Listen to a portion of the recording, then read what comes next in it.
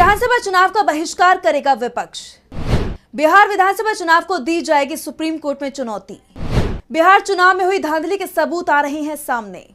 बिहार में दोहराया गया महाराष्ट्र मॉडल। बिहार चुनाव के नतीजे बेहद चौंकाने वाले रहे। विपक्ष को पूरी चुनावी प्रक्रिया पर पहले से ही शक हो रहा था। राहुल गांधी ने तो नतीजों को लेकर कहा भी कि हम एक ऐसे चुनाव में जीत हासिल नहीं कर सके जो शुरू से ही निष्पक्ष नहीं था। वैसे बिहार चुनाव के समय जिस तरह से एसआईआर की प्रक्रिया अपनाई गई थी, उसके बाद महागठबंधन के अंदर इस बात को लेकर चर्चा भी शुरू हो गई थी कि क्या चुनावों का बहिष्कार करना चाहिए, क्योंकि जिस तरह से चुनाव आयोग नियम बना रहा है, वोटर लिस्ट में बदलाव कर रहा है, वो सीधे सीधे बीजेपी को जिताने के लिए ही हो रहा है। राहुल गांधी तो ये बात पहले भी कह चुके हैं कि चुनाव आयोग का काम बीजेपी को चुनाव जिताना रह गया है। बीजेपी जिस राज्य को चाहती है, चुनाव आयोग वो राज्य बीजेपी को जिता देता है। विपक्ष सवाल नहीं उठाए, इसलिए कुछ राज्यों में चुनाव पूरी तरह से निष्पक्ष भी करा दिए जाते हैं। जहां चुनाव निष्पक्ष होता है, वहां झारखंड जैसा चुनाव नतीजा आता है। ऐसे में अब इंडिया गठबंधन की तरफ से चुनाव को लेकर बड़ा फैसला किया जा रहा है। चुनाव प्रक्रिया का बहिष्कार करने की तैयारी है। इसके साथ ही ये मामला अब सुप्रीम कोर्ट पहुंचने वाला है। तो क्या है विपक्ष का प्लान, इसी पर आज हम अपनी स्पेशल रिपोर्ट में करेंगे बात। नमस्कार, मैं आंचल। बिहार चुनाव के नतीजों को सुप्रीम कोर्ट में चुनौती देने की तैयारी शुरू हो गई है और इसके लिए सबूतों को खंगाला जा रहा है। कांग्रेस पार्टी ने अपनी पूरी बिहार यूनिट को इस काम में लगा दिया है। सहयोगी दलों से भी मदद मांगी गई है। दरअसल बिहार के जो नतीजे सामने आए हैं, उसमें वही पैटर्न दिखाई दिया है जो पहले हरियाणा में दिखा और बाद में महाराष्ट्र में। बिहार में तो वोट चोरी को लेकर विपक्ष ने पहले ही दिन से हंगामा काट रखा था। 6 नवंबर को पहले दौर की वोटिंग से ठीक पहले यानी कि 5 नवंबर को राहुल गांधी ने वोट चोरी का हाइड्रोजन बम फोड़ा था। हरियाणा चुनाव में हुई धांधली का खुलासा किया था और यह भी कहा था कि बिहार में भी वोट चोरी हो रही है। ऐसा नहीं था कि महागठबंधन इस वोट चोरी को आंख बंद करके देख रहा था। चुनाव की प्रक्रिया चल रही थी। चुनाव प्रक्रिया के चलते सुप्रीम कोर्ट इसमें हस्तक्षेप नहीं करेगा, ये महागठबंधन को भी पता था। इसलिए वोट चोरी के सबूत सामने रखे जा रहे थे। चुनाव आयोग पर दबाव बनाया जा रहा था कि वो निष्पक्ष रहे। विपक्ष की सक्रियता का ही नतीजा था कि पहले जहां एनडीए नेता 225 सीटों पर जीत का दावा कर रहे थे, वो अपने आंकड़े बदलने लगे और 6 नवंबर आते आते जीत का नंबर 160 रह गया था। वोटिंग के बाद बीजेपी के नेता 140 सीटों पर जीत की बात कहने लगे। वो बात अलग है कि ये दावे खुलकर नहीं हो रहे थे। 11 नवंबर को जब दूसरे दौर की वोटिंग हो गई तो एनडीए नेताओं के चेहरे की हवाइयां उड़ रही थी, क्योंकि चुनाव के आंकड़े उसे डरा रहे थे। पिछले चुनाव की तुलना में 10% ज्यादा वोट डाले गए थे। अब महागठबंधन का कहना है कि ये वोट ज्ञानेश कुमार की मेहरबानी से डाला गया था। दूसरे राज्यों से बीजेपी के समर्थक बिहार की वोटिंग लिस्ट में जोड़े गए और बिहार का जो असली मतदाता था उसका नाम काट दिया गया, जिसके चलते बड़ा खेल हो गया। लेकिन इस खेल का अब खुलासा हो गया है। अब आपको बताते हैं कि आखिर चल क्या रहा है। सबसे पहले हम हरियाणा चुनाव की ही बात करते हैं। हरियाणा विधानसभा चुनाव पिछले साल के आखिर में हुए थे।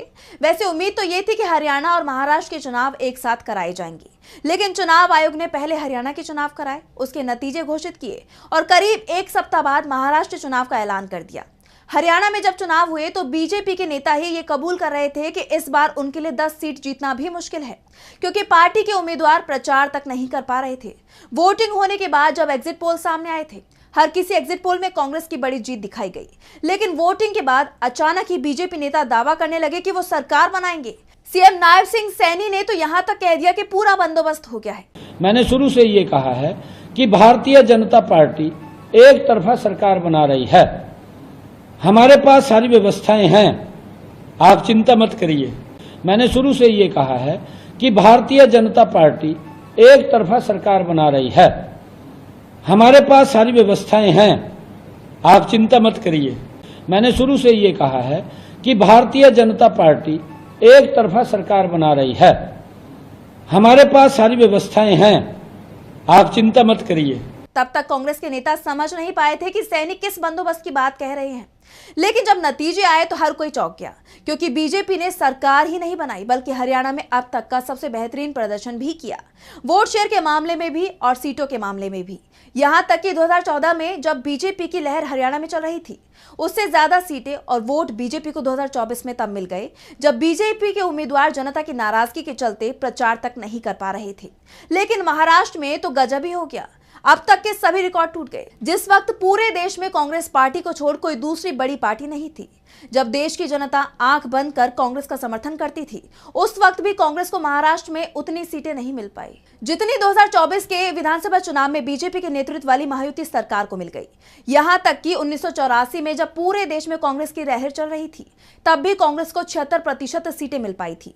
लेकिन महाराष्ट्र में बीजेपी गठबंधन को 81% से ज्यादा सीट मिली, और वो भी तब जब 6 महीने पहले हुए लोकसभा चुनाव में बीजेपी के नेतृत्व वाला गठबंधन चुनाव हार गया था। और जैसे नतीजे महाराष्ट्र में सामने आए, ठीक उसी तरह के नतीजे बिहार में सामने आए हैं। यहां पर भी एनडीए 81% से ज्यादा सीट जीतने में कामयाब रहा है। अभी तक यही माना जा रहा था कि बीजेपी को लोकसभा चुनाव में जनता का वोट ज्यादा मिलता है। बीजेपी के नेता भी ये दावा करते थे कि नरेंद्र मोदी के चेहरे पर उनकी पार्टी को ज्यादा वोट मिलता है। लोकसभा चुनाव तो पूरा का पूरा एनडीए ही नरेंद्र मोदी के चेहरे पर लड़ता है। ऐसे में बीजेपी को जितना वोट लोकसभा चुनाव में मिलता था, विधानसभा चुनाव में इसमें कमी आ जाती थी। कम से कम 2014 से लेकर 2024 तक यही पैटर्न दिखाई दिया। लेकिन 2024 के बाद ये अचानक बदल गया है। अचानक लोकसभा चुनाव में मोदी के चेहरे पर जो वोट बीजेपी को मिलता था, विधानसभा चुनाव में स्थानीय नेताओं के चेहरे पर उससे ज्यादा वोट मिलने लगा है। इसे लेकर सवाल खड़े हो गए हैं कि क्या ये सब चुनाव आयोग और बीजेपी की मिलीभगत हो रही है। महाराष्ट्र और बिहार दोनों ही राज्यों में एनडीए को 81% से ज्यादा सीटें मिली हैं। दोनों ही राज्यों में बीजेपी का स्ट्राइक रेट एनडीए के अंदर सबसे ज्यादा था। यानी बीजेपी ने महाराष्ट्र में जो मॉडल तैयार किया, उसी को बिहार में आगे बढ़ाया। और अब जिस तरह से पीएम मोदी से लेकर बीजेपी के दूसरे नेता दावा कर रहे हैं कि अब पश्चिम बंगाल में भी जीतेंगे, और ये सिर्फ दावे नहीं है, बल्कि जिस तरह से पश्चिम बंगाल में एसआईआर की प्रक्रिया को किया जा रहा है, उसके बाद अगर महाराष्ट्र जैसे चुनाव नतीजे पश्चिम बंगाल में भी देखने को मिल जाए तो कोई आश्चर्य की बात नहीं होगी। और यही कारण है कि विपक्ष चुनाव बहिष्कार पर विचार करने को तैयार दिखाई दे रहा है। महाराष्ट्र मॉडल की बात हम इसलिए कर रहे हैं क्योंकि पहली बार महाराष्ट्र विधानसभा चुनाव में ही विपक्ष की तरफ से वोटर लिस्ट में धांधली के आरोप लगाए गए थे। जैसे ही चुनाव आयोग ने फाइनल वोटर लिस्ट जारी की और चुनावों का ऐलान किया, विपक्ष की तरफ से खुलासा हुआ कि वोटर लिस्ट में बड़ी धांधली हुई है। एक विधानसभा सीट पर 10,000 से लेकर 25,000 तक फर्जी वोट जोड़ दिए गए हैं। लेकिन जैसा कि पहले भी हम बात कह चुके हैं कि चुनाव प्रक्रिया शुरू होने के बाद कोर्ट इसमें बहुत ज्यादा हस्तक्षेप नहीं करता है, जिसके चलते विपक्ष की शिकायतों पर सुनवाई नहीं हुई। चुनाव आयोग तो पहले से ही विपक्ष की बात सुनने को तैयार नहीं था, और अब जब नतीजे सामने आए तो वो सभी सीटें बीजेपी का नेतृत्व वाला गठबंधन जीत गया, जहां 25,000 से ज्यादा वोटों की हेराफेरी हुई थी। विपक्ष का दावा था कि इन सीटों की संख्या 105 थी और सभी की सभी बीजेपी और उसके सहयोगी जीत गए। और अब ये सब कुछ बिहार में दोहराया गया है। कांग्रेस की तरफ से उन 128 सीटों की सूची जारी की गई है, जहां एनडीए को मिली जीत और वोटर लिस्ट से हटाए गए नामों के बीच के अंतर को बताया गया है। यानी 128 सीटें बीजेपी और उसके झोली में डालने का काम चुनाव आयोग ने किया है। तो फिलहाल के लिए हमारी स्पेशल रिपोर्ट में बस इतना ही। अगर वीडियो पसंद आए तो लाइक करें, साथ ही हमारे चैनल को सब्सक्राइब करें। नमस्कार। हमारे चैनल से जुड़े रहने के लिए YouTube पर टाइप करें DB लाइव, सब्सक्राइब बटन को क्लिक करें और बेल आइकन को दबाना न भूलें, ताकि खबरें आप तक पहुंचती रहें। देखते रहिए DB लाइव, क्योंकि यहाँ हैं खबरें लगातार।